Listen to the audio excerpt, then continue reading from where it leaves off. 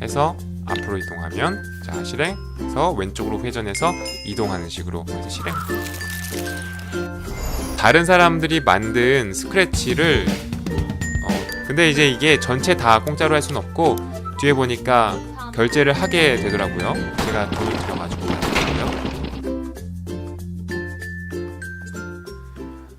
안녕하세요, 김앤손입니다. 오늘은 우리 아이와 함께하는 코딩 게임입니다. 요즘 여기저기서 코딩이라는 말 많이 들으시죠? 외국에서는 벌써 코딩 교육 열풍이 일어나고 있고요. 우리나라에서도 초중고 정규 과정으로 채택되었습니다. 이 나라에 살고 있는 모든 사람들은 코딩을 배워야 합니다. 코딩은 생각하는 방법을 가르쳐주기 때문입니다. 스티브 잡스의 말인데요. 그렇다면 코딩이란 뭘까요? 코딩이란 컴퓨터 언어로 프로그램을 만드는 일을 말합니다.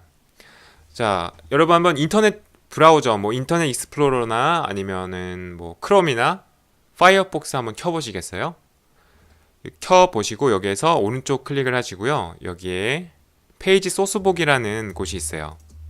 오른쪽 클릭하고 페이지 소스 보기 누르시면 이 홈페이지가 어떤 소스로 되어 있는지가 나옵니다. 그렇죠? 이런 것을 통해서 이 홈페이지가 만들어진 거예요. 우리 주위에 많은 것들이 코드로 이루어져 있습니다. 핀란드에서는 4살부터 코딩 교육을 시작한다고 해요. 우리나라에서도 이제 코딩 교육이 정규 과목으로 지정되었습니다. 코딩 교육은요, 모든 사람들이 프로그래머가 돼야 된다라는 것이 아니라 이 코딩 교육을 통해서 생각하는 능력, 그리고 문제를 해결하는 능력을 키우기 위한 것입니다. 요즘 코딩 교육들 강조하는 것들을 보면은 항상 나오는 단어가 있어요. 바로 컴퓨팅 사고력이라는 단어인데요. 영어로는 Computational Thinking이라고 합니다. 이런 것들, 컴퓨팅 사고력을 키울 수 있다고 하는데요. 교육부에서 정식으로 얘기하는 컴퓨팅 사고력의 정의가 있어요. 컴퓨팅의 기본적인 개념과 원리를 기반으로 문제를 효율적으로 해결할 수 있는 사고 능력이라고 하네요. 무슨 말인지 잘 모르시겠죠?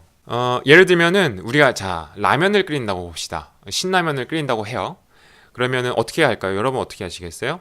봉지를 뜯고 그리고 냄비에 물을 넣고 냄비에 불을 켜고 스프를 먼저 넣는 사람도 있을 거고요. 라면을 먼저 넣는 사람도 있을 거고요.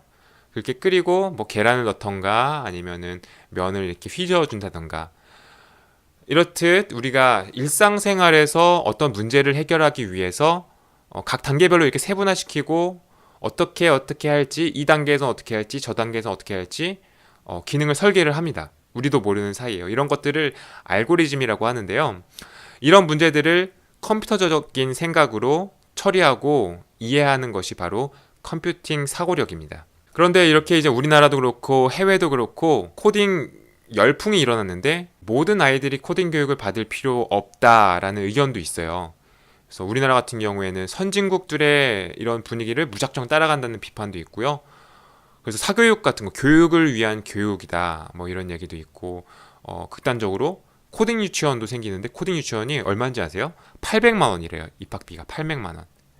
이 정도로 문제가 될 수도 있는데 그래서 저도 역시 모든 아이들이 코딩 교육을 받아야 된다고는 생각하지는 않는데요. 그래도 관심이 있는 아이들한테는 배울 수 있는 기회를 줘야 된다고 생각합니다. 아이들이 쉽고 재미있게 코딩을 접할 수 있는 방법이 뭐가 있을까요? 바로 게임입니다. 게임으로 코딩에 대한 거부감을 줄이고 쉽고 재미있게 코딩을 배울 수가 있습니다. 그래서 오늘은 아이들이 놀면서 코딩도 배울 수 있는 코딩 게임 몇 개를 소개하려고 하는 거예요. 아이들이 아니더라도 내 조카 그리고 내 동생들이랑 같이 놀면서 코딩을 배울 수도 있고 본인이 이 코딩 게임을 하면서 코딩을 배울 수도 있는 그런 강의가 되겠습니다. 그럼 한번 시작해 보도록 할까요?